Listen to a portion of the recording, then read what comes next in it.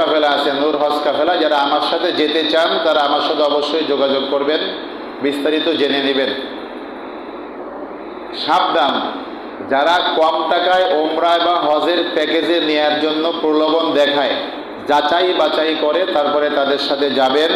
কারণ যারা হজ করে আলহাজ লাগায়, এরাও কিন্তু এর মধ্যেও কিন্তু চোর আছে, বাটপার আছে, বাংলাদেশেও আছে, সৌদি আরবে আছে। বাঙালি যারা ব্যবসা করে অনেকেই মানুষকে ক্ষতি করে, মানুষের উপরে জুলুম করে। এই দিক থেকে খুবই সাবধানে যাবেন, যার সাথেই যান না কেন। প্রিয় ভাইরা, উমরায় গেলে, হজে গেলে মদিনায় আমরা অবশ্যই যাই। এবং মদিনায় শুধু যাওয়া না, মদিনায় 5 ওয়াক্ত নামাজ, একমাত্র জিয়ারার সময় ব্যতীত 5 ওয়াক্ত নামাজ মসজিদে নববীতেই আদায় করি। আলহামদুলিল্লাহ, এটা আল্লাহ তাআলার দয়া। যারা যাবেন অবশ্যই মদিনার খুব কাছেই, মসজিদে নববীর কাছেই হোটেল, কাছাকাছি হোটেল রাখার চেষ্টা করি, যাতে 5 ওয়াক্ত নামাজ জামাতে পড়া যায়। আর বাইতুল্লাহ ঠিক একইভাবে, বাইতুল্লাহর পাশেই কাছাকাছি হোটেল রাখার চেষ্টা করি, যাতে 5 ওয়াক্ত নামাজ জামাতের সহিত আদায় করা যায়।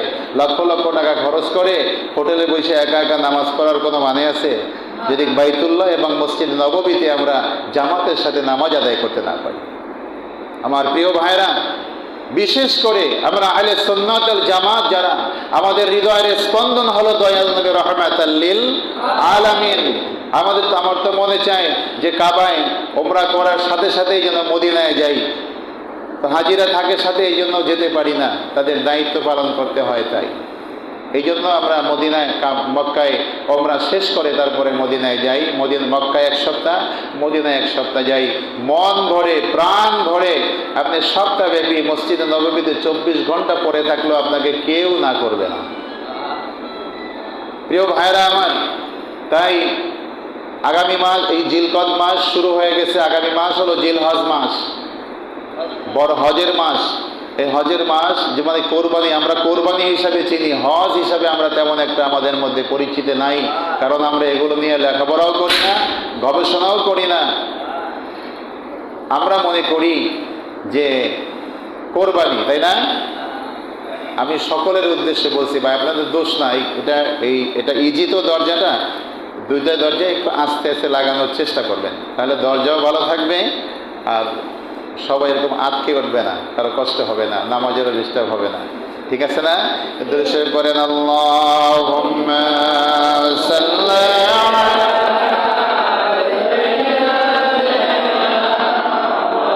মাওলানা মুহাম্মাদ ওয়া আলা সাইয়্যিদিনা মাওলানা মুহাম্মাদ। প্রিয় ভাইরা আমার, হাদিসটা আবার আপনাদেরকে শোনাই। ক্বাল আলাইহিস সালাতু ওয়াস সালাম, মান হাজ্জা ফাজারা কবরি বা'দা মাউতি কানা কামান জারানি ফি হায়াতি, রাওয়াহুল বাইহাক। আমার রাহমাতাল লিল আলামিন বলেন, সাল্লাল্লাহু আলাইহি ওয়াসাল্লাম বলেন, আমার ইন্তেকালের পরে আমার যে ব্যক্তি হজে এসে, হজ করার পরে আমার কবর জিয়ারত করিল, সে যেন জিন্দা অবস্থায় আমার সাক্ষাৎ করিল। বাইহাকি শরীফ। আরো হাদিস আছে, দয়াল নবীজি বলেন, মান জাআল কবরি ওয়াজাবাত লাহু শাফাআতি, আমার কবরের কাছে এসে যে দাঁড়াবে, আমাকে সালাম দিবে, হাসরের ময়দানে তাকে সুপারিশ করা আমি নবী আমার জন্য ওয়াজিব হয়ে যাবে। সামিতু ওয়া আজিবু, আমার রওজার পাশে এসে যারা সালাম দেয়, আমি নবী আমার কানে শুনতে পাই এবং তাদের সালামের জবাব আমি নবী দিয়ে দিব। যারা গেছেন তারা সবাই সালাম দিয়েছেন, নবীজি শোনে, সালামের জবাবও দেয়। কিন্তু আপনার যদি শোনার মতো কান থাকে আপনি শুনবেন, শোনার মতো কান না থাকলে আপনি শুনতে পারবেন না। ঠিক না বেঠি? মোবাইল আছে না, অ্যান্ড্রয়েড বা যে কোনো মোবাইলে 2 জায়গা থেকে যখন কথা বলে আর স্পিকার যদি ভালো না থাকে, কানে শোনা যায়? ওই আমি তো বলি তোমার কথা তো শুনি, কিন্তু আমারটা তো শুনে না। আছে না এরকম? মোবাইলের স্পিকার যদি নষ্ট হয় তখন কিন্তু আর এটা শোনা যায় না, যায়?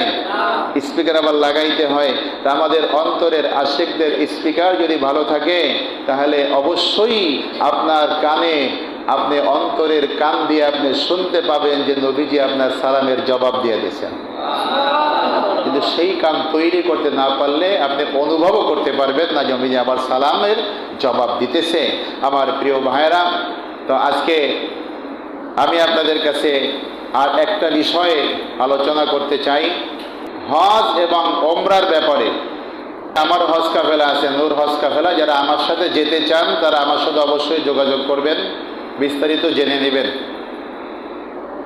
সাবধান, যারা কম টাকায় ওমরা বা হজের প্যাকেজে নেয়ার জন্য প্রলোভন দেখায়, যাচাই বাছাই করে তারপরে তাদের সাথে যাবেন।